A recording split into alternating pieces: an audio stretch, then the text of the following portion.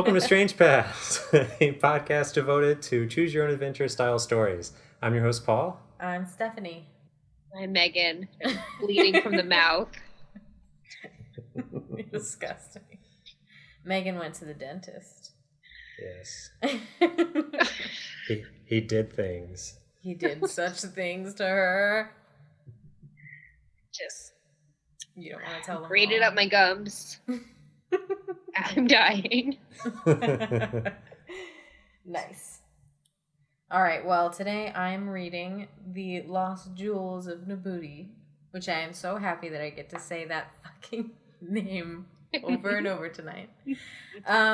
Okay, so you guys look at this cover. Megan, check it out. I'm looking at it. So ugly. I can't tell do they have no eyes? Oh, well, they've got eyes. They got pupils. It just looks like their faces are like made of clay. I don't know. It looks like they're about to drop a pretty nice album. Oh god. Children rap. Yeah. In the cave. Like Kids Bop Rap Edition. I guess they've always... God. Have they always had rap songs? Kids Bop? I don't know. Probably. I don't know. No. I don't know what kids do. I'll research Kids Bop after this. Yeah. Well, I assume you Kids could Bop. just look over to your collection Yeah. and tell us. It's That's just what so I mean by poorly research. I gotta go through all the songs again. It looks all like they night. don't have any teeth. Yeah, they're missing. They're missing a lot of stuff. This guy is. They're both wearing scarves, Yeah. and the guy's looks like pizza. Nice. Oh, I was just thinking that. I wasn't sure if it was because my image was small. We're the same. Maybe it You is can pizza. click on it and make it bigger, you know. I don't want to. I wasn't allowed to click. So they got pizza scarves, no teeth. Yeah. Megan must feel so related to right now. I'm wearing a pizza scarf. It looks of terror. Or maybe they're just like, oh, no, you did God. not. And it looks like, I guess it looks like there's a helicopter also above them. Well, it looks. Oh yeah. Oh, in the they're. title. And like an ethereal elephant. What? Oh, I thought it was a I squid. thought they were inside a cave They might because be. of the little paintings on the rock behind them. Yeah, you would think that rock cave paintings would be in a cave. I mean, why would these jewels just be sitting out in the outside where helicopters can see them and children can find them? Yeah, I don't, Whatever. I mean, that's what we're about to find out. I don't Stephen. know. All right, well. So I just stumbled upon the dedication and it floored me because it says, this book is dedicated to Ramsey and Anson, and then in italics it says, and to Shannon. Why is it emphasized like this? Mhm. I don't know. I love it. Shannon did some extra special stuff. Yeah, Yeah. maybe And Shannon's to Shannon. maybe Shannon's his wife or something. Maybe. Shannon deserves those italics. Yeah. Yeah. Alrighty, well, here we go. Here's the warning, as is tradition. This book is different from other books. You and you alone are in charge of what happens in this story. There are dangers, choices, adventures, and consequences. You must use all your numerous talents, Paul, and much of your enormous intelligence, Megan.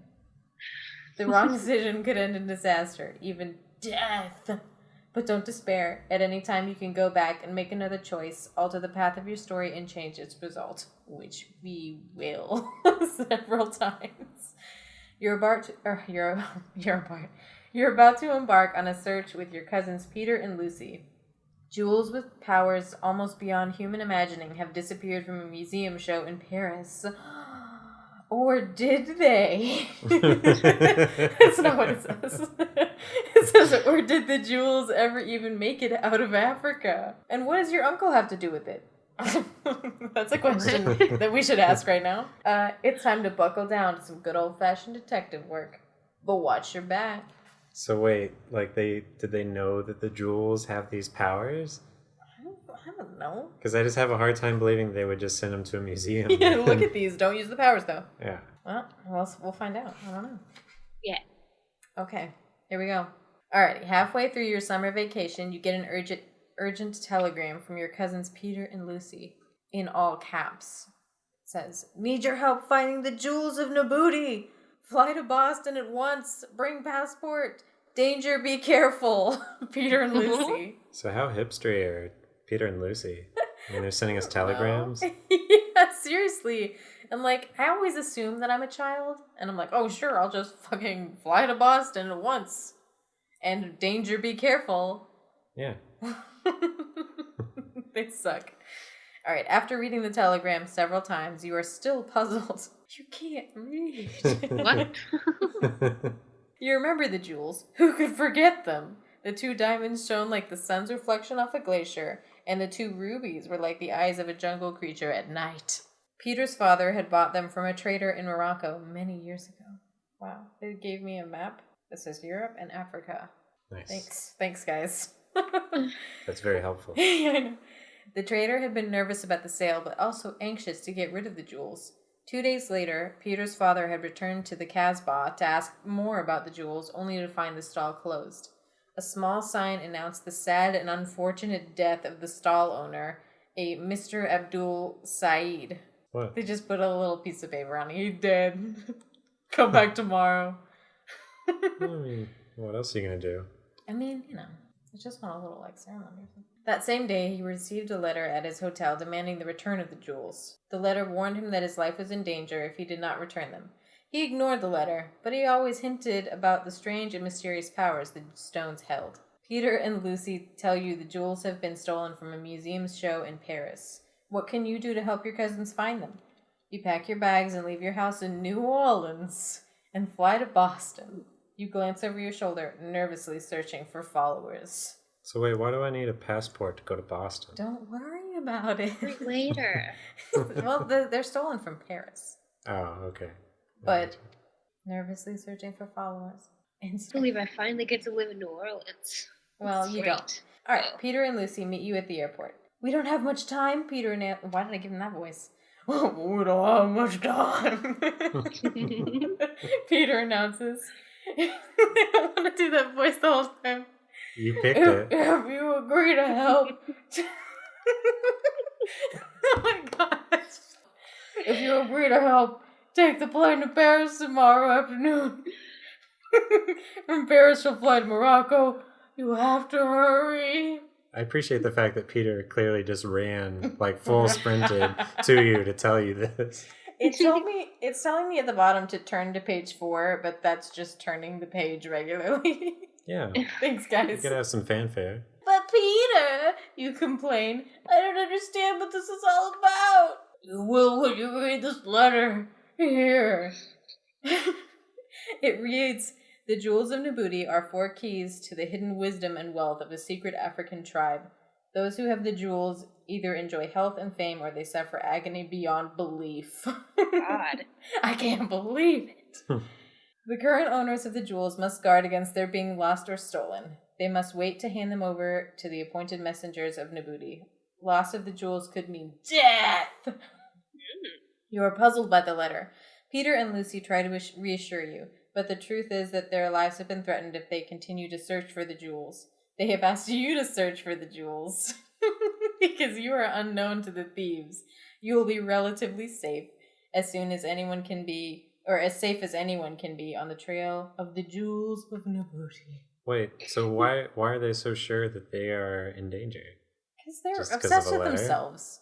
Okay, if you agree to go on tomorrow's plane for Paris, go to the next page. If you demand more time, information, and extra help, turn to page 9. Okay, Wow. I'll blindly do it.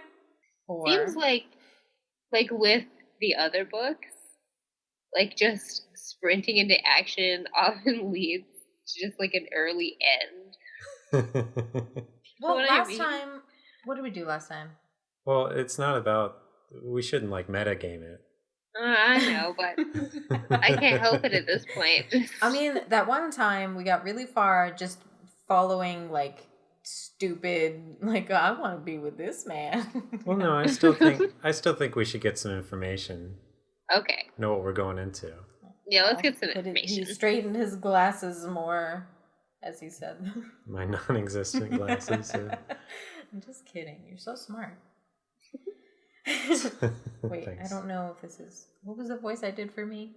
Hey, I can't just hop on another plane. I just don't know enough about what's happening.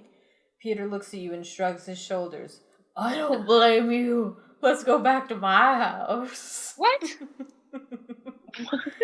You take a long roundabout route to his house to shake off followers. That's such a weird thing to say. That night over dinner, the story of the jewels comes out.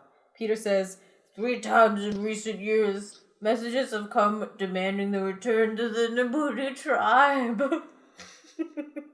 Our father refused to be frightened into returning the jewels.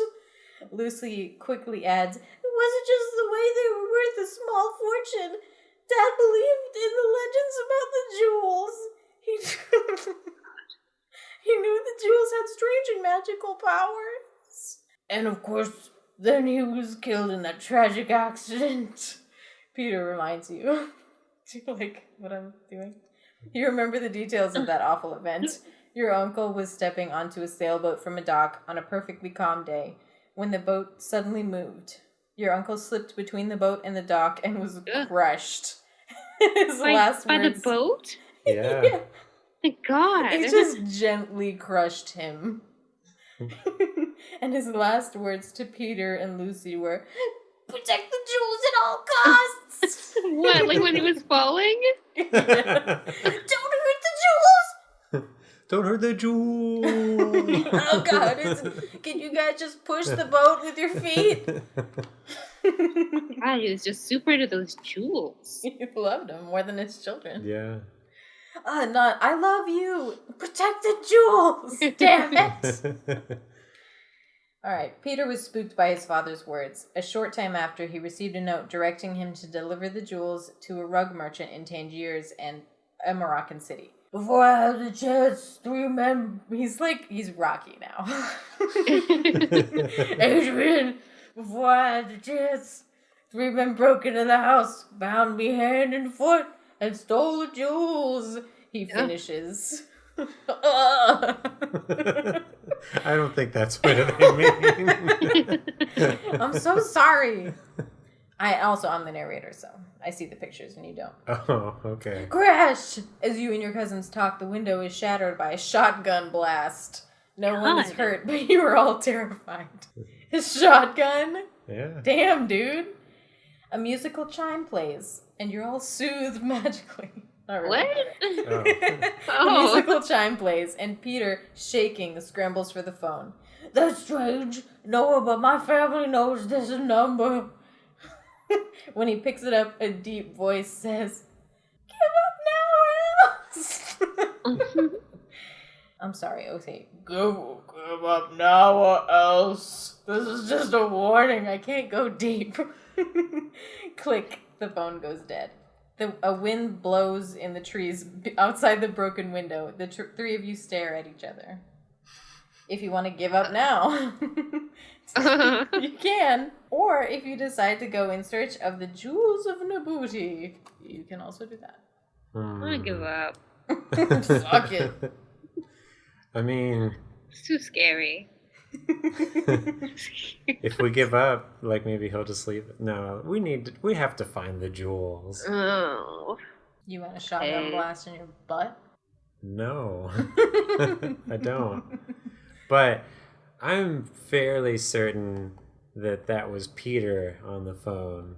What, because of my terrible voice acting? Shut up! I don't have a whole lot of voices in my repertoire.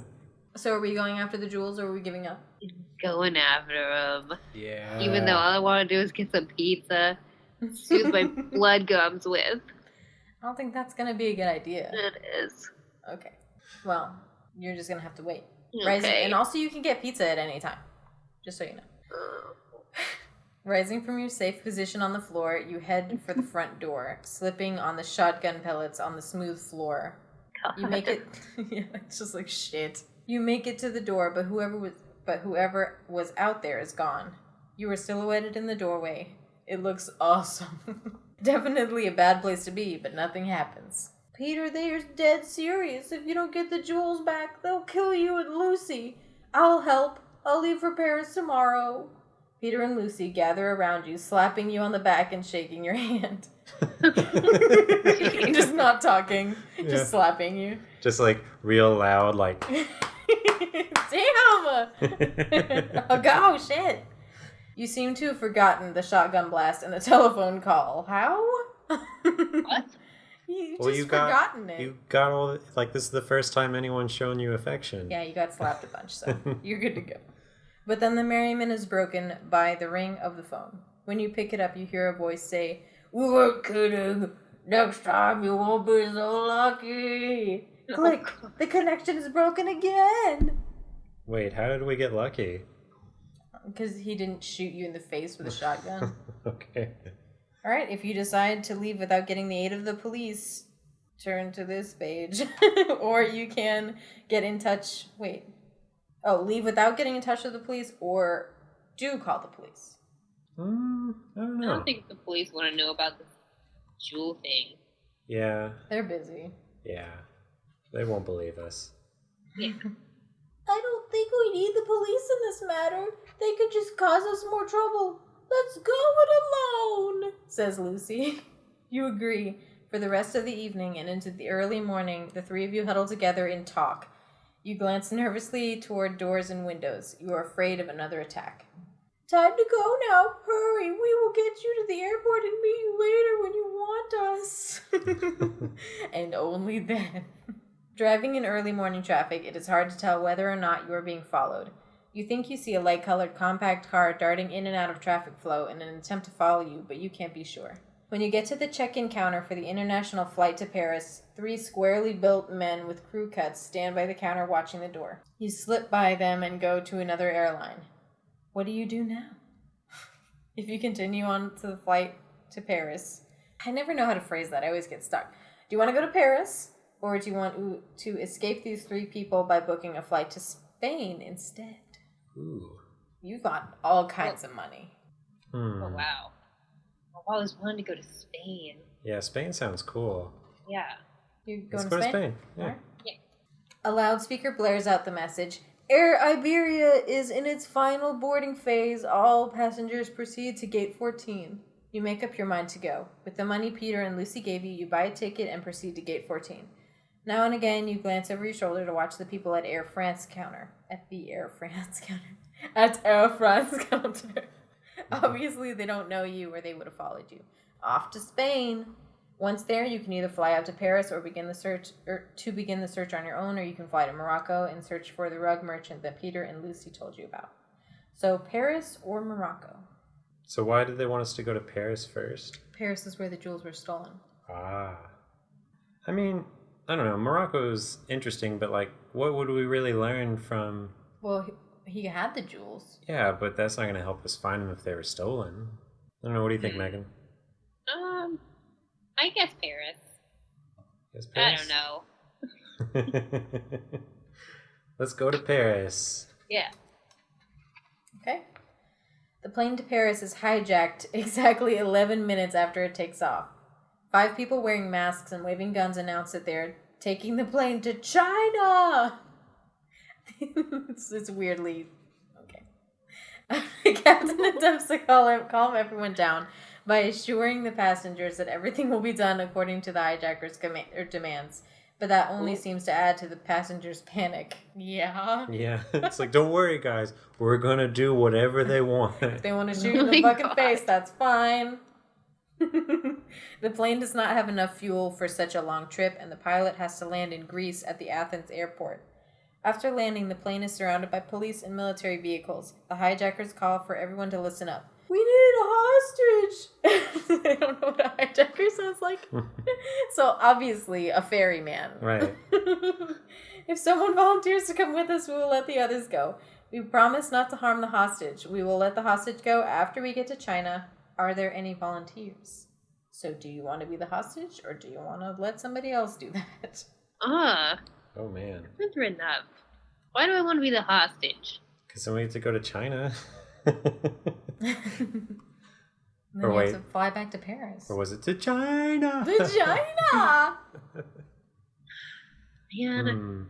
This is a tough one. I was kind of expecting the story to end as soon as you mentioned hijackers. Mm-hmm. Like, why not? Let's just be the hostage. Everything's horrible. Yeah. Okay, let us be the hostage. Your legs feel rubbery as you walk down the stairs from the plane. The sun reflecting on the runway hurts your eyes. How crazy can you be? What purpose is there in volunteering to be the hostage? But then hunting for the jewels of Nabooti is dangerous too. One way or another, your life is filled with adventure. Wow, you're half glass full kind of guy. Yeah. I'm so adventurous. Finally, you are seated in a fast-moving touring car and driven to the opposite end of the runway. Your captors are silent. The two women are firm and businesslike. So firm. Wait, so the captors are women? I guess it's 3. And it says the man reeks of garlic. Oh. You are led to another plane. Just as you are getting near the steps up to the plane, a Greek army captain shouts, "Run for it! We've got you covered!" If you run for it, you can go to this page. If you keep going up the steps of the plane, that's a different choice. I mean, okay, since we're so optimistic and glass half full, I say we run for it. Yeah. Okay. You want to get... Okay. You're gunned down. Immediately. Duck, sprint, crouch low. Bullets whip over your head.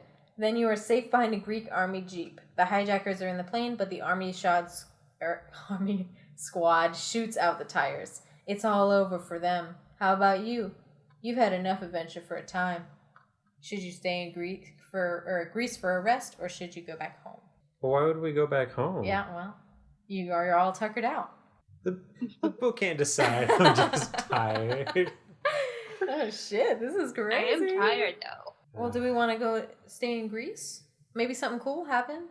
Or do we want to go back home and be babies? Well, I'm worried that if we stay in Greece that they'll put us in a zoo and we'll live out the rest of our days.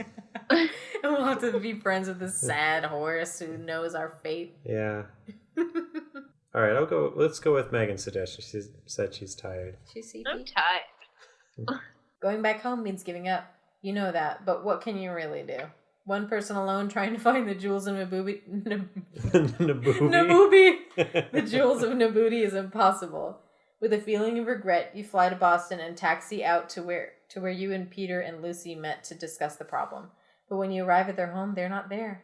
A note on the kitchen table sends you to an address in downtown Boston. The address turns out to be the Museum of Fine Arts. A large sign out front announces the exhibit of the fabled jewels of Nabooti, a recent loan to the museum by an anonymous group. You notice 4 or 5 children outside the museum wearing Nabooti t-shirts. They're listening to a CD player and doing a strange dance. The music blares "Do the Nabooti," a new hit dance tune. The end. We found it.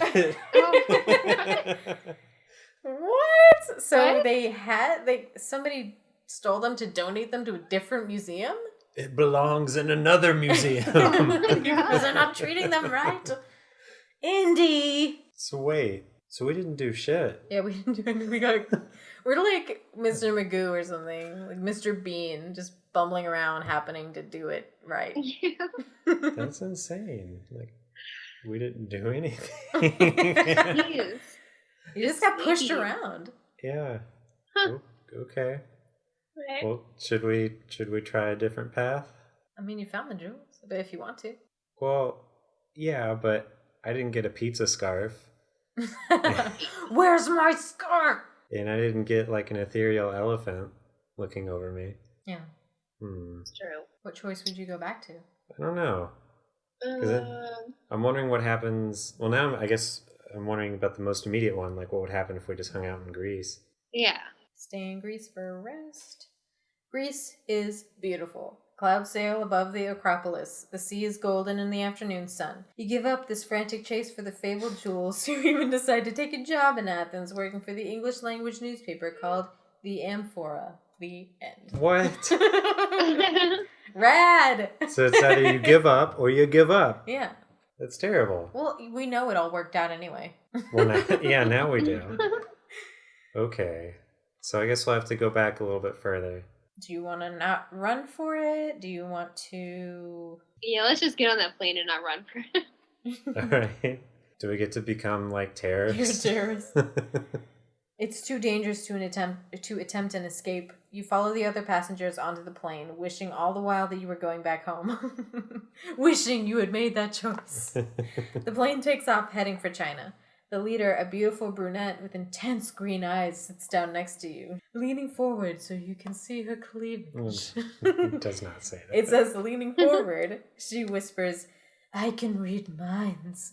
It's a gift. I know that you are searching for the jewels of Nabooti. You must give up the search.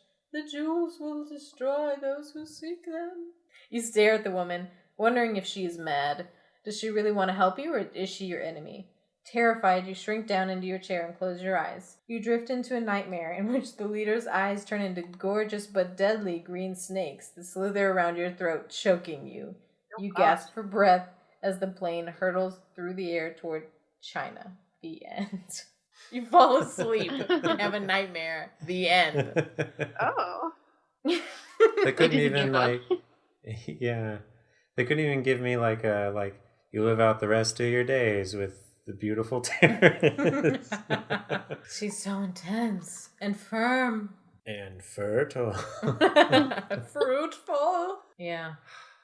I'm sorry, I'm not giving you anything exciting. There's a lot of lethargic behavior in well, this weird, one. mopey, and stupid. Yeah. Well, shit. I'm mopey. Gotta be a way where we actually see what these jewels can do. I think they're just pretty. Other than write some hit dance songs. Yeah, they obviously wrote those. What do you think that dance is like? You just sit there and sparkle. Sit there. Well, maybe you undulate slightly so that you sparkle more. you lube up with Vaseline and you sit on the ground and rock. I don't know about that. Megan, what do you think? No. Well, okay. So let's go. Maybe we should try getting on the flight to Paris, even with the 3 guys. Oh, yeah. Okay. No pressure, Stephanie. I have to find it. The page right now. Find it. Running the risk of going on the Paris flight doesn't work out. The 3 men surround you, and one of them jabs a needle with a knockout drug into your arm. When you wake up, when you wake up, you're in a cabin, deep in a forested area, surrounded by low hills. Your hands and feet are securely bound. You are cold and stiff and hungry. A large poisonous snake creeps out of a pile of leaves and heads for you. There's nothing you can do. It's all over. Oh my god. What is wrong with this guy? All right. Okay. Wow. Let's just go to Paris the first time. That's what we were doing. That's what we just did. No. I mean, because Peter told us. Maybe you should get police help. Oh. No, but I'm saying before we went back to Peter and Lisa's house. Just go. Yeah, because maybe they'll reward us for our brash and bold behavior. You're puzzled by the letter that they gave you. Fasten your seatbelts, put your seats in the upright position, turn off all electronic devices. Flight 231 for Paris is now ready for takeoff. The flight attendant explains about emergency procedures, but you listen with only half an ear. Oh. Ew. Then there is the roar of the jet engines as the plane rushes down the runway and leaps into the air. Turning away from the small plane window, you notice that the person sitting next to you is doodling on a pad. Long, narrow fingers grasp the gold pen tightly. They are a bloodless white. What is creepier still is that they have no nails. You sneak a closer look at his face and see eyes that reflect no light, a thin mouth showing no lines at the corners, and a closely shaven jaw. A mustache hides a scar that runs from the nostril to the corner of the mouth. You look down and see that the scribbles on the pad are diamond-shaped. They seem to spell out the word Nabooti. Jesus Christ. We found their uncle. Oh, God. I was crushed, but now I'm beautiful. A shiver of fear races through you. This cannot be a coincidence. The person next to you certainly knows who you are. He, too, must be looking for the missing jewels. Fatigue overcomes your fear, and you fall into a troubled sleep. God damn us. We are the sleepiest people. Are we narcoleptic? I would not be able to sleep next to this fucking freak. When you wake up. Yeah, so sensual. When you waken, you are over the English Channel descending towards Paris. What if you were just I like your drawing. You're talented. Would you care to share a taxi into Paris, my that's how he talks, just like normal. Would you care to share a taxi into Paris, my friend? It is the man next to you. You stare at his words as though a knife... Oh, you start at his stare and out of his mouth. You start at his words as though a knife were tickling the back of your neck. Why, I don't know. Where are you going? It's a pretty lame way to delay your answer, but you need to do some fast thinking. But you're so sleepy. The stranger fixes you with an eerie stare and says, we're searching for the same thing. I need your help, and you need mine. You have a sudden vision of a strange man beckoning you into his taxi. Okay, if you accept his offer... Oh, wait. You can accept his offer, or you can make an excuse and refuse his help. Well, I have seen Taken, and it makes it makes me believe that if I go with him, it'll be fine, because Liam Neeson will come save us. Well, he's not stealing you. Right, and the guy in the movie didn't steal the girls. Yes, he did. He didn't. What? Did you see Taken? Okay. He busts into their apartment. It takes her. He didn't. His friends did. Because she followed him. He went in the taxi with them to their apartment. Exactly. He was the face, and then he went back and got his friends, and his friends So you want to be a sex slave? No. For a while? I get it. Liam Neeson You can saves his explore daughter. this if you need to, Paul. Look, let's just get in the taxi. Leave it out. A row of taxis meet you at the entrance to the airport. You and your strange companion jump in one and roar off to the center of Paris.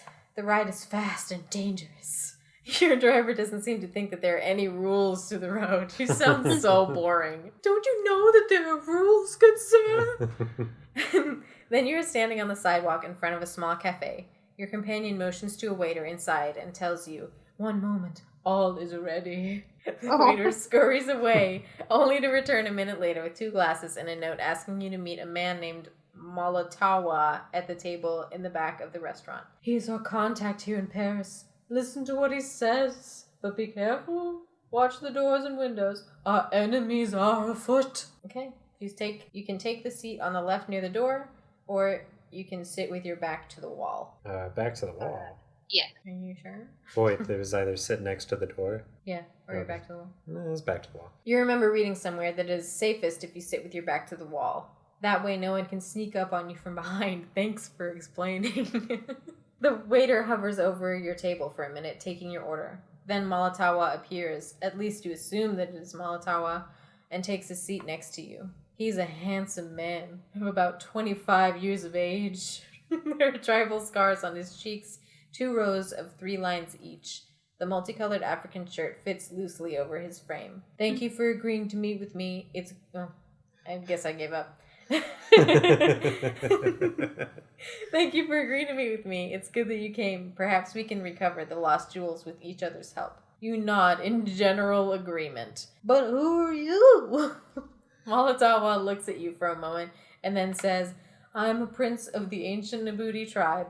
We ruled a large region of Africa for many, many years before Africa was taken by European countries. We were fair and just. The jewels are a powerful symbol of our leadership.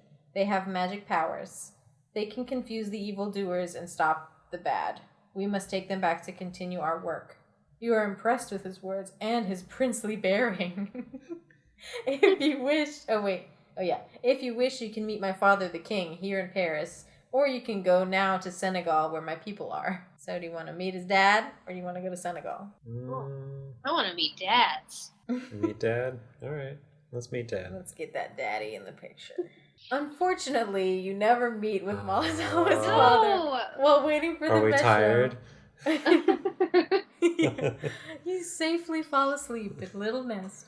No, it says while waiting for the metro, and then in parentheses, subway. Why not just write subway? To take you across Paris to the king, 2 men posing as street musicians push you off the platform. You fall onto the 3rd rail, electrocuted. It's all over for you. Wow. Too bad. Jeez, that's mean. There's been some pretty brutal deaths in this. You That so and- sure about meeting the king? Megan. I like that. Okay, All gotta right, go back. fine. Senegal, a beautiful country on Africa's Atlantic coast, was a French colony until its independence almost 50 years ago. It's been relatively peaceful with a healthy economy. You soon find yourself in Dakar, the busy and colorful capital of this West African country. Come with me, my friend. Here in Dakar, you will be safe. All the people know the jewels of Nabooti. We will be helped whenever we ask for it. Wait, did he say here in Dakar? Like here in the car? No, it's Oh. the name of the city. Just as you enter the Grand Hotel, a siren shrieks. Both of you spin around to see a car scream around the corner. There's no... Wait. Oh, it's headed right for the hotel, only there's a problem. There's no one in it. It smashes into the hotel lobby and barely misses you in Malatawa. There's a problem. Nobody's gonna die in the car when it smashes into the hotel. But we're in it. Was this an accident? If you think it was, turn to page 50. Or maybe it wasn't. What do you think? There's no way it was an accident. I just fell out of my car. I don't know. I don't know. It's understandable. So you don't think it was an accident? Hell no. No. It's very self-centered of you. You've been proven wrong and arrested for... They electrocute you immediately. Yeah. All right. This was a phony accident if you ever saw one. 2 policemen arrive and explain that it was a terrible mistake. What? The police driver stepped out of the car and forgot to put on the emergency brake, they say. They are embarrassed and they apologize. You are not satisfied with the quick explanation and apology. Something is wrong. You decide to examine the wrecked car. I don't believe you, officer. Actually. But it's clear. You cross the lobby to the car and open the door. Pinned to the steering wheel. Really? Pinned to the steering wheel is a note with your name on it. It reads, "We won't give up. Go back where you belong." Oh, man. There's a sign of 2... We don't want your kind around here. There's a sign of 2 crosses at the bottom. It sounds like somebody just doesn't know how to sign his name. Just a couple X's. Well, like, so just hugs? No, well, X's is kisses. Oh, okay. So just kisses. Ooh. A secret admirer. For me? You're not sure what it means, but you are sure that it spells nothing good for you. This was certainly no accident. The moment you leave the hotel, you are surrounded by police officers who claim that this police car was stolen only minutes before. One of them says, "The note is addressed to you. You must come with us to police headquarters. Stealing an official car is serious business." It's like you stole it and crashed into you. I stole it and left a note for myself. It touched you. You protest, but they refuse to listen to you. Off you go to see the commissioner of police. They're taking you to the commissioner? Shit. Oh, jeez. This is a matter for the highest authority. Should you tell them about the lost jewels, or should you pretend that you know nothing? You decide to come clean and tell the whole story. Oh, like a fake out? Yeah. Are you going to do it? Yeah, you are. You won't. Are you going to take a nap? You are. No doubt. The chief of police listens politely to your story. Now it's the chief? I thought it was the commissioner. He has many hats. Okay. He listens politely to my story. He tells you that he too believes in the jewels of Nabooti, and that he will help you recover them. Allow me to introduce you to my aide. Whoa, that's a crazy name. Ubessa Soul One. There's a dash in the last name. A Senegalese from the north by the Senegal River. You shake hands with Ubessa. He presents you with 3 options in your quest. I did not expect Ubessa to be a man. So manly. Alrighty. You can consult a shaman. You can try to contact the Nabooti tribe directly, or you can search in Dakar. Not the car. Well, Dakar is just the city, right? Yeah. All right, I'm I feel gonna like take that's... a nap in Dakar. How comfy is Dakar? I feel like Dakar is kind of a wash, Yeah. like to just stay there. So, Shaman, or try to contact the Nabooti tribe. all right, Megan, what should we do? Shaman? All right, shaman. That sounds cool. This first sentence. You are adventurous. No doubt about that. You are awesome and handsome, and you have so many friends. What? No, not really. Oh. It says you are adventurous, no doubt about that. A shaman is another word for a witch doctor. Wow, dude. You and Nobessa rent an old Land Rover and drive out of the city. Within 20 kilometers of Dakar, that's so far to walk. The road turns to the deep red clay-like earth so characteristic of equatorial Africa. Huge trees, some over 30 meters in height, shade the road. Road not the best, but we will be there by nightfall. Want some papaya juice? It is Ubessa talking. Thanks, dude. You're the only one here. You shake your head, then change your mind and accept a cup of the sweet, odd-tasting juice. You're like, no, yes, no. He's such a freak. He can't understand that it's only one person with him. We are smart and handsome and adventurous. That's true. No doubt about that. Yep. The Land Rover bumps along, and finally you arrive at a small village. There are 23 circular huts of roughly the same size. They surround a slightly larger hut. It is to this larger hut that you and Ubessa head. I just ripped a page out. It was so easy. Steph's real excited. I'm so adventurous and strong and popular. Jules. I must have them. See them on this page. You have to stoop to enter. Sitting in the darkness is an old man. He's dressed in a simple worn khaki shirt and shorts. He is barefoot. Come in, sit down. Come in. Wait, what's an old man voice? Come in, sit down. I can't do anything. Why did I just imagine a carrot talking? I don't know, just hold your nose. Come in. Come in. Sit down. Is he shitting in his eye? I don't know. I'm just going to say normally. Come in, sit down. The old man does not even look up at you. His eyes are closed. I've been waiting for you. He hands you a black cup with 6 chicken bones, 2 parrot feathers, and the tooth of a hyena. Throw these on the floor.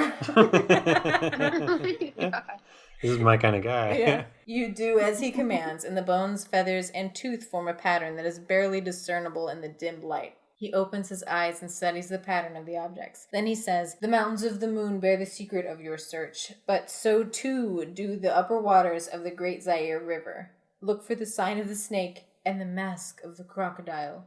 Then he closes his eyes and dies. He doesn't. Oh. He says that he closes his eyes and leans back in a trance. Is he taking his nap? Yeah. He's trancing. This is us. Out. He's us in the future. Oh, shit. Oh. That's how he knows. He just made you throw that shit for fun. Yeah. This isn't even my house. I'm impressed that we knew what the contents were. Yeah, how do you know it's a hyena's tooth? Yeah. I don't know. All right, do you go to the Mountains of the Moon, or do you go to the headwaters of the Zaire River? Okay, Mountains of the Moon sounds cooler. It does sound cooler. You're adventurous. Yeah, so we're going to get in a spaceship now. Go to the Moon Mountains. Yeah. The Mountains of the Moon are in the Ruwenzori mountain chain. Only a few years ago, these high peaks were snow-covered, a truly rare sight in tropical Africa. But now, with the climate warming, come on, preachy. But now that humans are ruining the planet and murdering us all in the future. It's barely preachy. But now with the climate warming, it's true. Sub-Saharan Africa is losing the snow that once crowned its highest peaks. You in Ubessa travel by plane, truck, and finally foot until you stand at the base of the highest peak in the Ruwenzori. The tropical forest is brilliant, shining green, and the flowering plants flash yellow and red.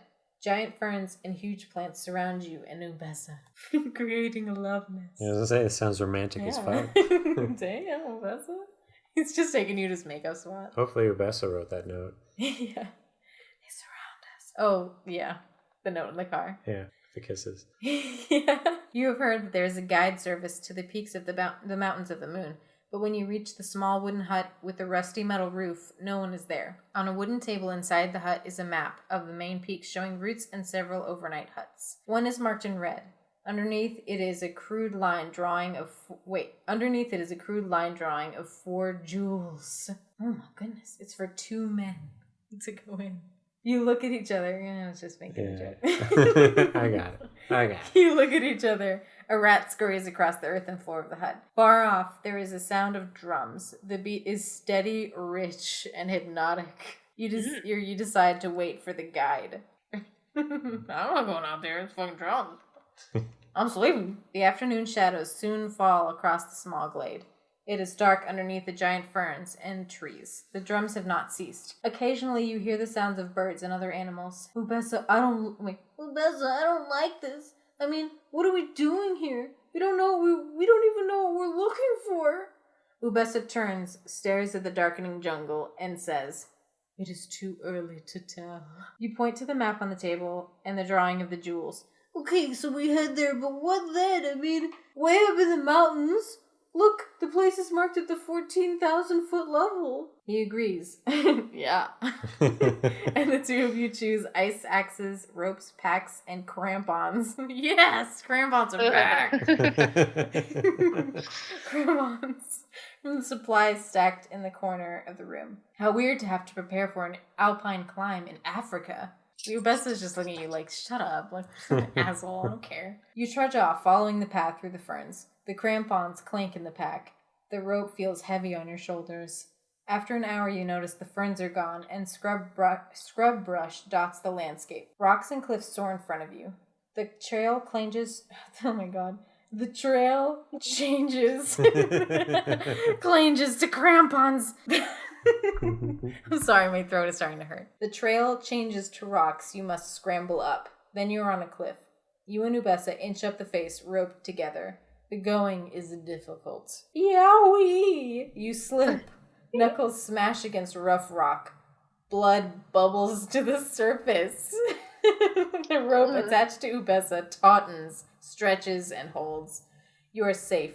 You huddle against the rock face, catching your breath. Why is it bubbling out of your hand? I bet we're going to take a nap now. Yeah.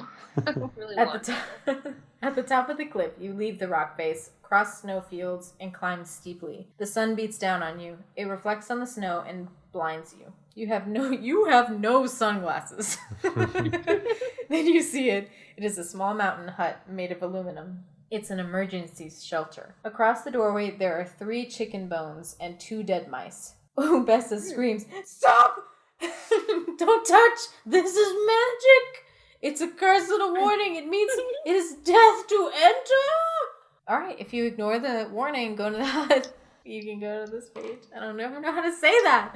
Do you want to ignore the warning, or do you want to heed Ubessa and refuse to enter? Oh, man. I want to go in.